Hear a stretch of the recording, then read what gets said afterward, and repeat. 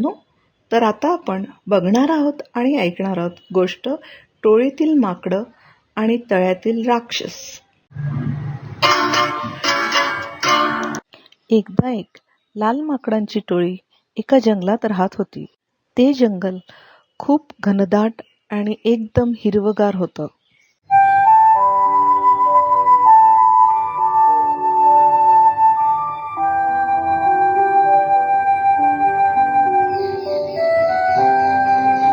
तिथे खूप फळांची झाडं होती आणि एक तळं होतं. त्यामुळे माकडं अगदी मजेत होती. ती माकडं खूप खेळकर, खोडकर आणि मस्तीखोर असतात.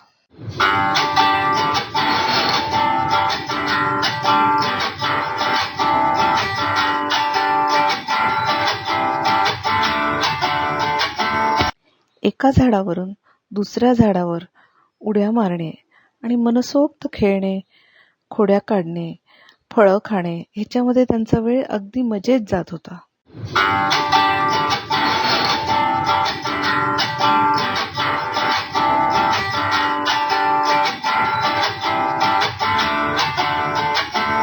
त्यांच्या टोळीच्या प्रमुखाचं नाव होतं हुप्प्या. हुप्प्या खूप हुशार आणि विचारी होता.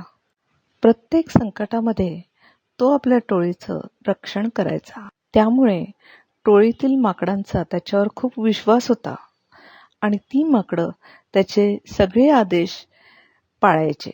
एका वर्षी खूप कडक उन्हाळा पडतो.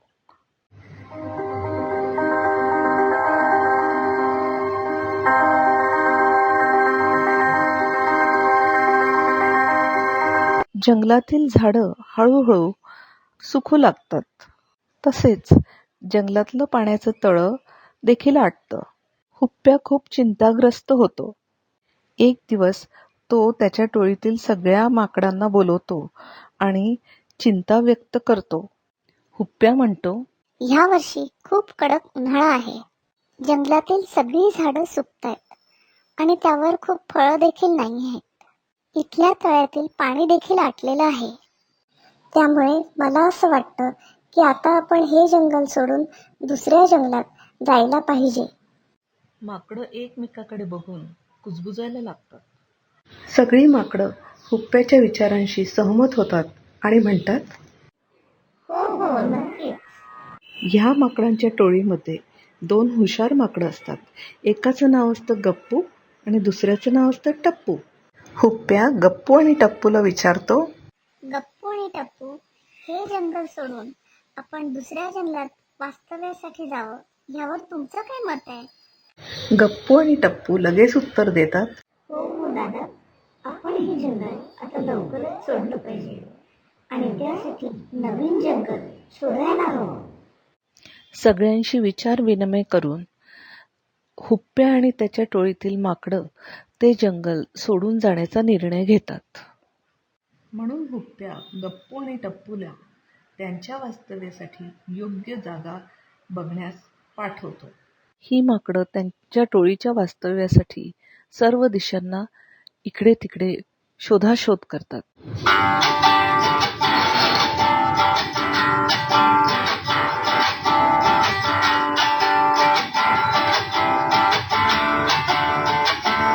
गप्पू आणि टप्पू 2 दिवसातच आनंदाची बातमी घेऊन येतात.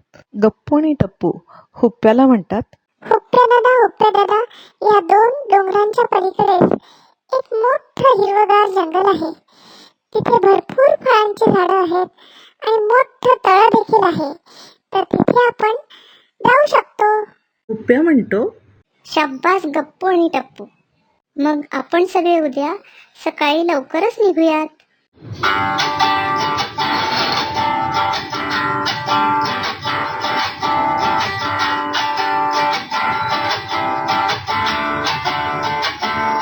सगळी माकडं मजल दर मजल करत त्या नवीन जंगलात पोचतात. उन्हातून प्रवास केल्यामुळे सगळेच थोडेसे थकलेले असतात. त्यामुळे थोड्या वेळ ते विश्रांती घेतात.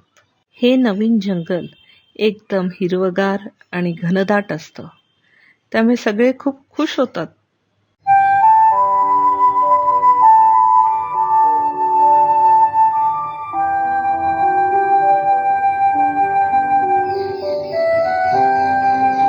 सगळी माकडं इकडे तिकडे बघतात.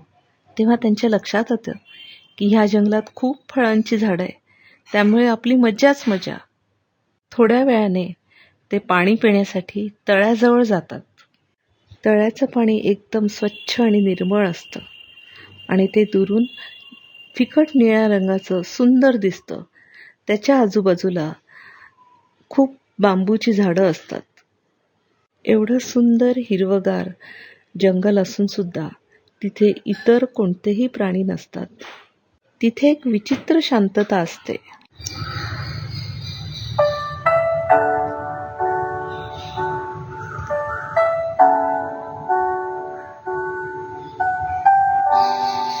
हुप्प्या आजूबाजूला बघतो.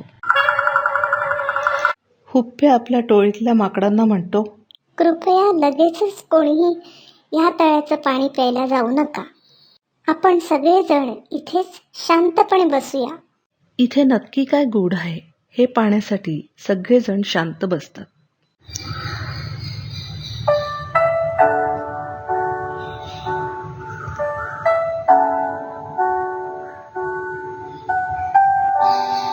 या तळ्यात एक शापित राक्षस वर्षानुवर्षे अडकलेला असतो आणि त्याला बाहेर येता येत नसतं.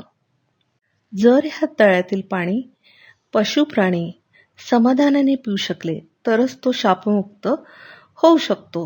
परंतु हा राक्षस तळ्यात येणाऱ्या जाणाऱ्या प्रत्येक पशुप्राण्याला खातो आणि त्यामुळे तो इतके वर्षानुवर्षे तो अडकून पडलेला असतो.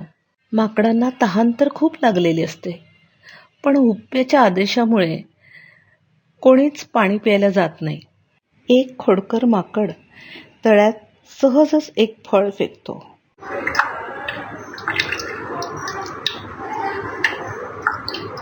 आणि काय आश्चर्य, त्या तळ्यामध्ये एक अक्राळ विक्राळ राक्षस उभा राहतो.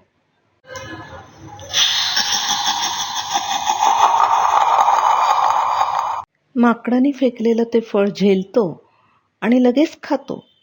राक्षस म्हणतो, हे तळ माझं आहे, त्यामुळे तळ्यात येणाऱ्या जाणाऱ्या प्रत्येक पशु प्राणी आणि फळ मी खातो. तुम्ही जर तळ्यात आलात तर मी तुम्हालाही खाईन.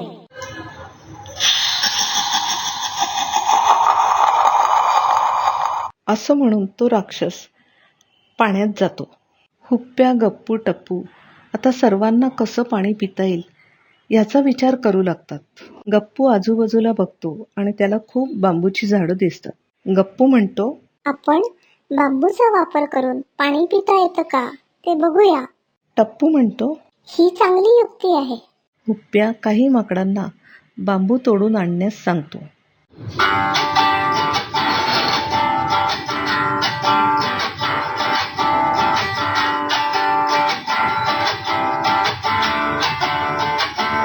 टप्पू बांबूच्या आतमध्ये डोकावतो तेव्हा त्याच्या लक्षात येतं की ह्याच्या आतमध्ये काही गाठी आहेत. टप्पूच्या लक्षात येतं की ह्या गाठी काढल्याशिवाय आपल्याला नीट पाणी पिता येणार नाही.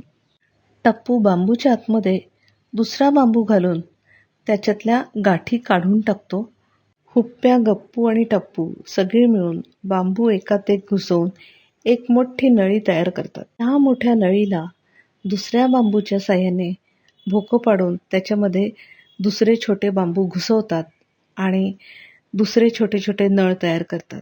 सगळी माकडं तळ्यात न जाता मनसोक्त पाणी पितात आणि आता ही माकडं निर्धास्तपणे फळं खाणे, मस्ती करणे आणि बांबूच्या साह्याने पाणी पिणे असं मनसोक्त मजा करू लागतात.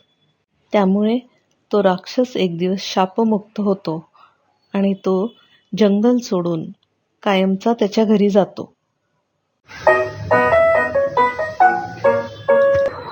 मुलांनो, ही गोष्ट तुम्हाला आवडलीच असेल.